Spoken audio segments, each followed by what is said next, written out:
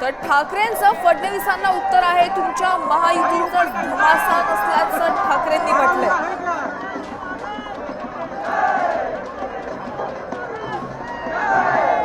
खांद्यावर बंदूक ठेवणारे फडणवीसांचा रोग कुणाकडे आहे असा प्रश्न ठाकरेंनी विचारलाय.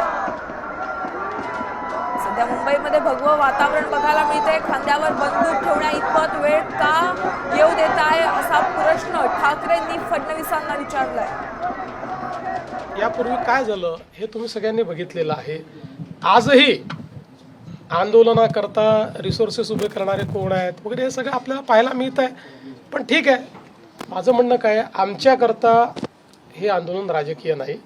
आम्ही याला सामाजिक चष्म्यातनं पाहू. काही राजकीय पक्ष हे त्यांच्या खांद्यावर बंदूक ठेवून आपला फायदा करण्याचा प्रयत्न करतायत, पण त्यांचं नुकसान होईल, फायदा होणार. कोण आहेत ते बघा ना.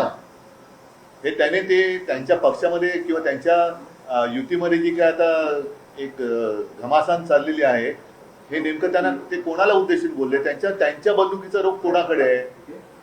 देवेंद्र फडणवीसांच्या. हे पहिलं त्यांना विचारा की कोणी कोणाच्या खांद्यावर बंदूक ठेवले, हे बंदूक ठेवणारे कोण आहेत? आणि मग एवढं जर असेल तर बंदूक ठेवण्यापर्यंत पाळी तुम्ही काय येऊ दिली?